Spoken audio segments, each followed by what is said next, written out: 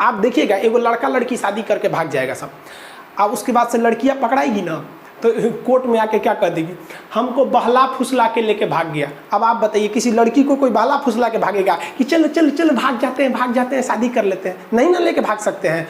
ऐसे कोई लड़की को लेके भागेगा, और देखो कौआ कौआ कौआ, अरे बहलाया फुसलाया किसको जाता है, जिसके पास बुद्धि नहीं है। तो हमारा कानून कहता है कि देखिए समाज को बेहतर बनाने के लिए ज़रूरी नहीं कि सब पे कानून बराबर लगे, किसी पे थोड़ा सख्त कर दीजिए, किसी पे कम कर दीजिए। इसका मेन मकसद है हिंदुस्तान को अच्छा रखना, इसीलिए इसको लाया गया है कि थोड़ा बहुत ऊंच नीच हो जाता है। देखिएगा लड़का लड़की अगर भाग जाएगा ना तो कोर्ट में लड़का का कोई ज़्यादा वैल्यू नहीं दिया जाएगा, लड़कियाँ जो कहेगी वो सही हो जाता है। इससे क्यों रखा गया इस चीज़ को, ये एक तरह से ज़रूरी भी है, क्योंकि ज़्यादा अगर बराबर कर देंगे ना तो फिर समाज में एक डिसबैलेंस हो जाएगा। आप देखिए कि राष्ट्रपति और राज्यपाल जो है इनका आता है अनुच्छेद 14, इसमें बड़ा कन्फ्यूजन, ध्यान रखिएगा यूपीएससी में इससे क्वेश्चन पूछता है। इसमें दो तरह की बातें कही गई हैं। एक कहा गया है कि कानून के समक्ष समानता, यानी कानून के आगे सब बराबर है, इसीलिए कानून पे देखेंगे ना एक पट्टी लगा रहता है, औरत पे तलवार ली रहती है, तराजू कहती है कि हमारे आंख पे पट्टी है। अब तुम आगे राष्ट्रपति हो कि चपरासी हो, ऊंचे जाति के हो, दलित हो, मुस्लिम हो, जैन हो, कोई मतलब नहीं, गलती किया छपाक दे काट देंगे। यानी कानून के समक्ष समानता, इक्वेलिटी बिफोर लॉ। बिफोर का मतलब पीछे नहीं, बिफोर का मतलब सामने नहीं, देखते अपोजिट मतलब सामने, तो कानून के सामने सब बराबर है। ये बातें सबसे पहले किसने किया था, एवी डेसी। एवी डेसी एक बहुत बड़े शास्त्री थे, उन्होंने ये बात को बताया था। ये यूपीएससी का क्वेश्चन पूछा है कि एवी डेसी का सिद्धांत कौन है, तो कानून के समक्ष समानता। इसी को फॉलो किया गया ब्रिटेन में।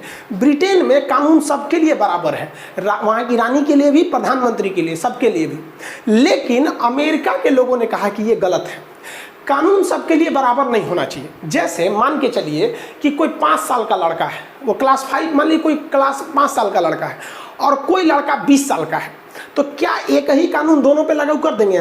देखिए तो 5 साल के लड़के का टिकट ट्रेन में आधा लगता है और 20 साल के लड़के का टिकट पूरा लगता है। अब अगर कोई सुप्रीम कोर्ट में केस ठोक दे इस आधार पर कि सुप्रीम कोर्ट आप बहुत बड़े कानून के रक्षक बनते हैं, ये बताइए हम 20 साल के हैं तब वो भारत के नागरिक हो, बचो है तो वो भारत का, ओकरा आधा का है लग रहा है, हमरा का है पूरा लग रहा है, समझ में आया कि नहीं आएगा? तो यही कहता है कि देखिए अमेरिका के संविधान में क्या कहा है, कानून का समान संरक्षण। यानी अगर आप बड़े हैं या छोटे हैं, अगर कोई गलती कर दिए हैं तो सजा आप दोनों को बराबर मिलेगी, लेकिन कुछ हद तक आपको अलग देखा जाएगा क्लासिफिकेशन के नाम पर। जैसे भारत में महिलाओं को फांसी नहीं लगी अभी तक, कुछ डिफ्रेंसिएशन करना ठीक है।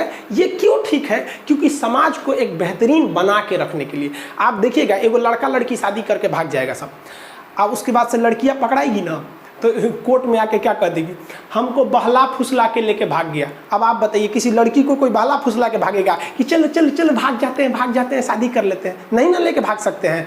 ऐसे कोई लड़की को लेके भागेगा, और देखो कौआ कौआ कौआ, अरे बहलाया फुसलाया किसको जाता है, जिसके पास बुद्धि नहीं है।